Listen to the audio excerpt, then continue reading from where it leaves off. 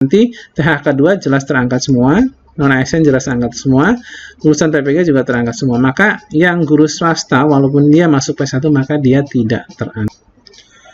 7 kategori guru honorer tidak bisa diangkat P3K 2023. Nah ya teman-teman semua ya. Mekanisme seleksi pegawai pemerintah dengan pinjaman kerja atau sering kita sebut dengan P3K guru untuk tahun 2023 ini tidak akan jauh berbeda dengan seleksi P3 guru tahun 2022 ya.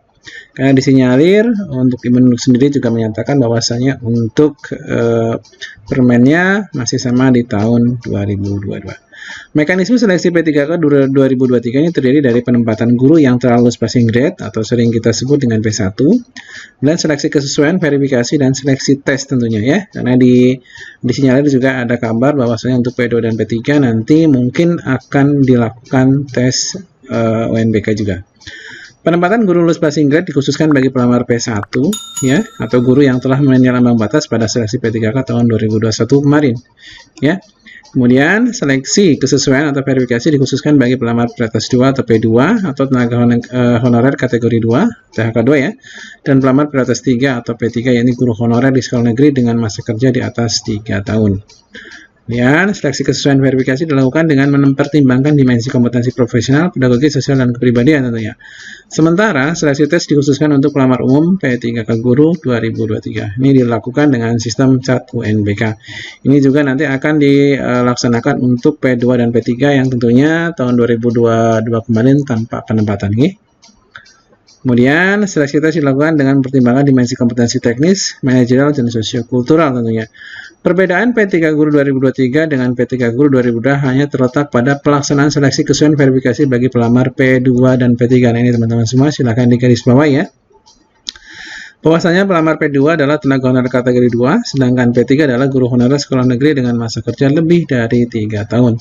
Kemudian, pada seleksi P3 guru tahun 2022, seleksi kesesuaian verifikasi dilakukan oleh kepala sekolah, guru senior, dan pengawas sekolah. Tapi untuk P3K untuk tahun 2023, khusus untuk P2 dan P3 ini adalah kesesuaian verifikasinya untuk P3 2023 tidak lagi melibatkan kepala sekolah, guru senior, dan pengawas sekolah. Jadi nanti teman-teman juga harus menilai diri sendiri melalui CAT UNBK. Oke. Seleksi P2 dan P3 guru 2003 dilakukan dengan menggunakan mekanisme Computer Assisted Test. Nah ini ujian nasional berbasis kompetensi atau CAT UNBK ya. Berdasarkan Permen PAN RP nomor 20 tahun 2022, pemenuhan kebutuhan P3 guru diprioritaskan bagi P1. Jadi untuk P1 itu sudah aman tanpa tes lagi, tinggal waiting list saja ya. Oke.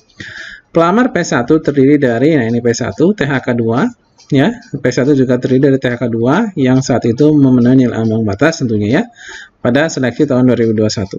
Kemudian adalah guru non ASN yang juga memenuhi nilai ambang batas pada seleksi P3K tahun 2021. Kemudian lulus PPG tentunya juga memenuhi nilai ambang batas, dan guru swasta ya. Juga dari guru swasta yang memenuhi nilai ambang batas pada seleksi tahun 2021. Nah, jika pemenuhan kebutuhan oleh pelamar P1 belum terpenuhi, akan dipenuhi oleh pelamar P2. Ini artinya jika nanti P1 penempatan semua kok masih tersedia formasi, maka nanti akan dilanjutkan untuk bagi pelamar P2, yaitu THK 2 yang termasuk dalam kelompok P1. Jika pemenuhan kebutuhan pelamar P2 belum terpenuhi, akan dipenuhi oleh pelamar P3 tentunya, itu guru honorer yang masa kerjanya lebih dari 3 tahun dan terdaftar di data pendidikan atau sering kita sebut dengan Dapodik.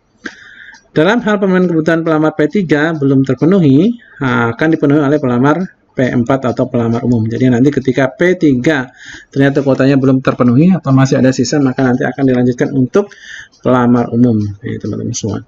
Jadi guru honorer yang berpeluang besar untuk P3K guru 2003 ya ini pelamar P1 ini tanpa tes, tinggal penempatan saja. Kemudian jika ada sisa nanti dilanjutkan untuk P2. P2 adalah THK 2 yang tidak memenuhi nilai ambang batas saat itu ya. Ketika nanti masih ada kuota, maka dilanjutkan oleh P3. P3 adalah guru honorer yang terdapat di Dapodik yang sudah mengabdi selama 3 tahun lebih. Dan jika terakhir masih ada juga formasi, maka nanti dilanjutkan bagi pelamar umum. Meskipun begitu, ada beberapa kategori P1, P2, P3, dan P4 yang dipastikan tidak diangkat menjadi P3 guru. Nah, kira-kira apa saja dan siapa saja ini teman-teman semua ya. Nah, ini berikut adalah 7 kategori guru honorer yang tidak dapat diangkat menjadi P3K di tahun 2023. Yang pertama adalah P1 skala urutan. Jadi teman-teman perlu diketahui bahwasanya P1 pun nanti ada urutannya ya. P1 kan terdiri dari 4 kategori. Yang pertama adalah THK 2, guru honorer, lulusan PPG, dan guru swasta. Jadi nanti tetap ada perankingan untuk P1. Nah, ini kalau urutan kategori menyebabkan guru honorer tidak dapat diangkat pada seleksi P3K Guru 2023. Oke, kita lanjutkan teman-teman semua. Nah, urutan kategori P1, teman-teman harus tahu bahwasanya P1 ini juga terdiri dari THK 2 ya. Jadi nanti THK 2 dilihat dulu rankingan. THK 2 selesai habis semua, maka nanti lanjut ke P1 atau guru lulus passing grade yang non ASN dulu. Nah, jika masih tersisa, maka nanti baru diberikan untuk guru lulus PPG dan terakhir nanti untuk guru swasta yang termasuk dalam P1. Kemudian sebagai contoh, Pemda mengusulkan 30 formasi teman-teman semua untuk P3 Guru 2023. Sedangkan P1-nya ada 50 orang dengan rincian. Nah, ini THK 2 10 orang, non-ASN 10 orang, lulusan P3 10 orang, guru swasta 10 orang. Ini ada 50 ya. Sedangkan formasi yang tersedia itu hanya 30. Maka nanti THK 2 jelas terangkat semua. Non-ASN jelas terangkat semua, lulusan PPG juga terangkat semua. Maka yang guru swasta walaupun dia masuk P1 maka dia tidak terangkat teman-teman semua. Gitu ya. Yang kedua adalah P1 skala urutan nilai. Nah, guru P1 kategori yang sama tapi skala urutan nilai berpotensi juga tidak diangkat menjadi P3K guru. Contoh, kategori P1 untuk THK 2, jumlah P1 THK 2 sebanyak 10 orang. Sedangkan kuotanya hanya 5 formasi. Ini berarti hanya mengakomodasi 5 orang dari 10 orang ya. Jadi yang 5 orang P1 ini tidak mendapatkan walaupun dia P1 dari golongan THK 2. P1 THK 2 yang akan diangkat menjadi P3K 2003 adalah yang mendapatkan nilai tertinggi teman-teman semua. Kemudian yang ketiga adalah tidak ada formasi. Ini jelas sekali kalau tidak ada formasi ini sudah tidak perlu ditanyakan ya. Sebagian besar guru lulus passing 2001 atau pelamar P1 hingga kini belum diangkat menjadi P3K guru lantaran memang Pemdanya tidak mengusulkan formasi. Walaupun Ibu Nunuk Suryani sudah mengatakan bahwasanya kebutuhan sangat besar, tapi memang kendala lagi terjadi di Pemda ya. Pemda sangat sulit untuk mengusulkan formasi.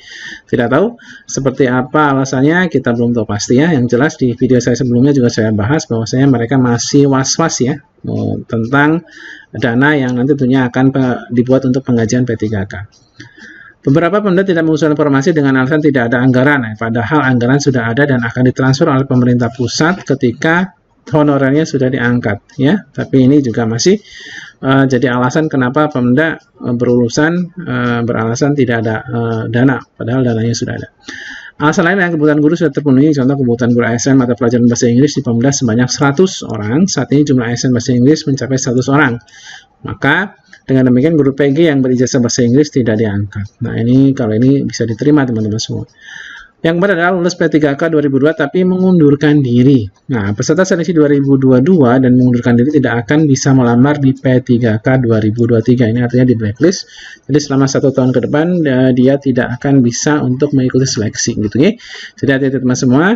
Bagi teman-teman semua yang lolos P3K silahkan diterima saja, jangan berani-berani mengundurkan diri. Karena tahun depan tentunya teman-teman akan di blacklist selama 1 tahun untuk tidak bisa mengikuti seleksi. Pemerintah melalui Panitia Seleksi Nasional Pansel memblokir NIK. Nah ini ya, NIK juga diblokir ya. Nah tidak P3K yang mengundurkan diri sehingga tidak dapat melakukan pendaftaran selama 1 periode ke depan.